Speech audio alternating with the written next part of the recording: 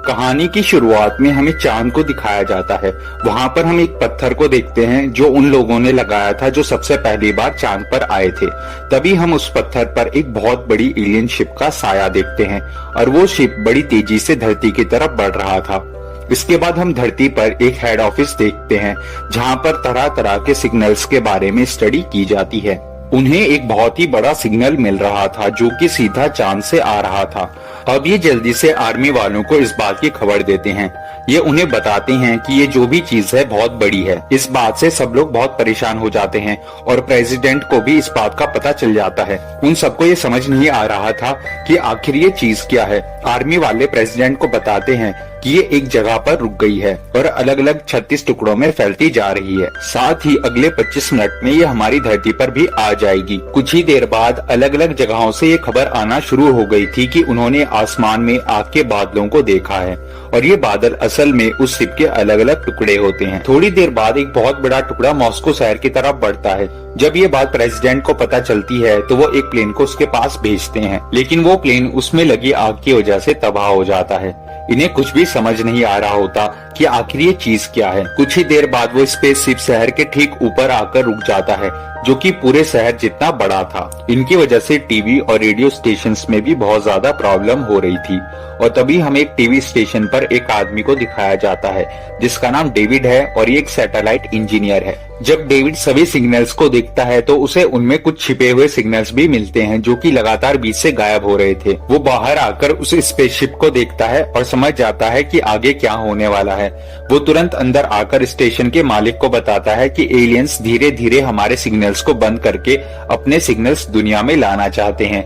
अगर ऐसा हुआ तो बड़ी तबाही हो जाएगी। ये बड़े बड़े स्पेसशिप्स खाली नहीं बल्कि इनमें एलियंस हैं जो कि हमारी जमीन पर कब्जा कर लेंगे। डेविड ये खबर प्रेसिडेंट तक पहुंचाना चाहता था, इसलिए वो अपनी वाइफ को कॉल करता है जो कि प्रेसिडेंट के साथ ही काम करती है। वो उसे सारी बात बताता है लेकिन उसकी वाइफ उसकी बातों पर यकीन नहीं करती और फोन काट देती है। इसके बाद डेविड अपने डैड के साथ वाशिंगटन डीसी के लिए निकल जाता है जहाँ पर प्रेसिडेंट का व्हाइट हाउस है। वो दोबारा अपनी वाइफ को कॉल करता है और उसे बस एक बार प्रेसिडेंट से मीटिंग फिक्स करने के लिए कहता है। प्रेसिडेंट से मिलकर वो उन्हें सारी बात बताता है। वो कहता है कि हमारी धरती गोल है और इसी वजह से वो एलियंस यहाँ से सिग्नल्स नहीं भेज सकते, इसलिए वो हमारे स्टेशंस का इस्तेमाल कर रहे हैं और फिर बाद में वो हमारी दुनिया पर कब्जा करके इसे तबाह कर देंगे। लेकिन प्रेसिडेंट भी उसकी बात ध्यान से नहीं सुनते और वहाँ से चले जाते हैं। अब जब ये लोग व्हाइट हाउस के ऊपर एक स्पेसशिप को देखते हैं तो ये उनके पास अपना एक हेलीकॉप्टर भेजते हैं ताकि ये एलियन से बातचीत कर सकें, मगर उस स्पेसशिप में से 2 मिसाइल्स आकर हेलीकॉप्टर को तबाह कर देती हैं। अब ये देखकर प्रेसिडेंट को डेविड की बात पर यकीन हो जाता है और सबके सब शहर छोड़कर जाने लगते हैं। लेकिन तभी टाइम खत्म हो जाता है, यानी कि डेविड ने जिस वक्त का अंदाजा लगाया था उसी वक्त स्पेसशिप के दरवाजे खुलते हैं और वो स्पेसशिप एक बहुत बड़ा धमाका करती है जिसमें शहर की बड़ी बड़ी बिल्डिंग्स तबाह हो जाती है। इसके बाद हमें एयरफोर्स दिखाई जाती है जो कि एलियन से बदला लेना चाहती है और इसलिए वो अपनी फाइटर जेट्स को स्पेसशिप के पास भेजते हैं।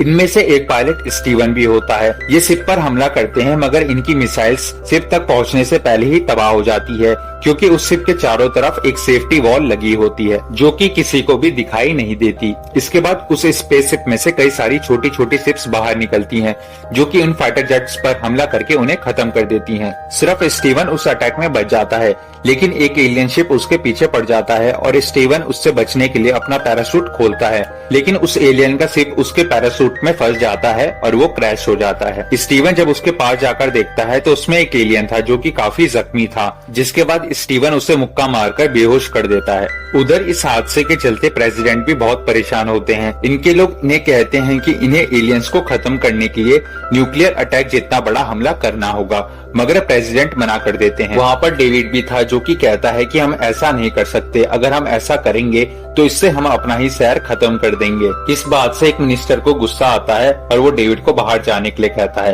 लेकिन तभी डेविड के फादर वहाँ पर आकर उन पर भड़क जाते हैं। वो कहते हैं कि तुम्हें पहले ही इस बारे में जानकारी दे दी गई थी मगर तुमने इस पर ध्यान नहीं दिया और तुम्हें ये भी पता था कि इस ब्रह्मांड में एलियंस रहते हैं क्योंकि कुछ सालों पहले एक एलियन शिप क्रैश हुआ था जिसके अंदर तुम्हें एक एलियन मिला गया था और तुमने उसे एरिया 51 में छुपा कर रखा है। इस बात पर प्रेसिडेंट कहते हैं कि नहीं, ऐसा कुछ भी नहीं है, ये सरासर झूठ है। लेकिन तभी वो मिनिस्टर कहता है कि ये सही बोल रहे हैं। ये बात सुनकर प्रेसिडेंट भी हैरान हो जाते हैं क्योंकि उन्हें भी इस बारे में नहीं बताया गया था। अब इसके बाद ये सारे लोग एरिया 51 में जाते हैं जहाँ पर उस एलियन पर रिसर्च की जा रही थी। वहाँ पर एक वैज्ञानिक इन्हें बताता है कि ये शिप क्रैश के बाद से ही खराब पड़ा था, लेकिन जब से वो बड़ा शिप धरती पर आया है तब से ये खुद ब खुद एक्टिवेट हो गया है। साथ ही वो सबको उस एलियन की तस्वीर भी दिखाता है। वो इन्हें बताता है कि ये एलियन हमारी तरह देख और सुन तो सकते हैं मगर बोल नहीं सकते। जिसके बाद प्रेसिडेंट कहते हैं कि हमें किसी भी कीमत पर उनसे लड़ने का हल ढूंढना होगा। उधर हमें स्टीवन को दिखाया जाता है जो कि उस एलियन को पैरासूट में लपेटकर घसीट कर ले जा रहा होता है। वो आगे जाकर एक ट्रक वाले को रोकता है और उसकी मदद से एरिया 51 में पहुंचता है। दरअसल ये ट्रक ड्राइवर भी पहले एक पायलट हुआ करता था और इसका भी सामना एक बार एलियन से हुआ था, लेकिन किसी ने भी इसकी बात पर यकीन नहीं किया था। एरिया 51 में जाने के बाद पहले तो गार्ड्स इन्हें अंदर नहीं जाने देते, लेकिन जब स्टीवन उन्हें उस एलियन को दिखाता है तो वो उन्हें अंदर जाने देते हैं। एलियन को लैब में ले जाने के बाद वो वैज्ञानिक उसके सूट को खोलता है, लेकिन कुछ ही देर बाद वो एलियन जाग जाता है और जैसे ही वैज्ञानिक उसकी आंखों में देखता है वैसे ही उसको तेजी से सरदर्द होने लगता है। इसके बाद एलियन सबको मार देता है। जब प्रेसिडेंट लैब में आते हैं तो ग्लास पर उन्हें वैज्ञानिक की डेड बॉडी मिलती है, जिसे कंट्रोल करके वो एलियन उनसे बात करने की कोशिश करता है। वो कहता है कि मुझे छोड़ दो, मगर वो एलियन को कहते हैं कि देखो तुम हमारे साथ समझौता कर लो, हम साथ में बहुत तरक्की कर सकते हैं। मगर एलियन साफ साफ मना कर देता है। वो कहता है कि हम सिर्फ तुम्हें मारना चाहते हैं। अब जैसे ही प्रेसिडेंट उसकी आंखों में देखते हैं तो उनको भी तेजी से सरदर्द होने लगता है।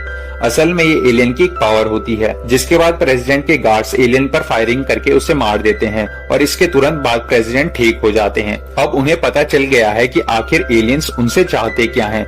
वो अपने लोगों को बताते हैं कि एलियंस हमारी दुनिया पर कब्जा करना चाहते हैं। अब हमारे पास उन पर हमला करने के अलावा कोई भी रास्ता नहीं है, इसलिए ये लोग दोबारा से उन पर हमला करते हैं, मगर स्पेसशिप की सेफ्टी वॉल्व फिर से मिसाइल्स को डिस्ट्रॉय कर देती है। दूसरी तरफ स्टीवन अपने प्लेन को ले जाकर लोगों को बचाने की कोशिश कर रहा होता है। वो अपनी वाइफ और बाकी सब जख्मी लोगों को सुरक्षित जगह पर ले जाता है। उनमें से एक प्रेसिडेंट की वाइफ भी होती है, लेकिन वो बच नहीं पाती। इस खबर से प्रेसिडेंट बहुत दुखी हो जाते हैं, वो पूरी तरह से टूट जाते हैं और उधर डेविड भी बहुत गुस्से में होता है कि वो इस मामले में कुछ भी नहीं कर पा रहा। तब उसके फादर उसे कहते हैं कि अगर तुम इसी तरीके से गुस्सा करते रहोगे तो तुम्हारी तबीयत खराब हो जाएगी। तभी अचानक से डेविड को एक आइडिया आता है। वो तुरंत उसी लैब में जाता है और उस सिप पर एक कैन को रखकर एक आदमी को उसे शूट करने के लिए कहता है, लेकिन उस सिप की सेफ्टी वॉल गोली को रोक लेती है। इसके बाद डेविड उसमें थोड़ी छेड़छाड़ करके कंप्यूटर की मदद से उसमें वायरस डाल देता है और दोबारा से उस पर निशाना लगाने के लिए कहता है और इस बार निशाना लग जाता है। ये देखकर सब लोग खुश हो जाते हैं। अब डेविड कहता है कि हमें किसी तरीके से उनके स्पेसशिप में घुसना होगा और इस वायरस को इंस्टॉल करना होगा, जिसके बाद उनकी सेफ्टी वॉल टूट जाएगी और हम उन पर हमला कर पाएंगे। लेकिन लोग कहते हैं कि हम ये काम करेंगे कैसे?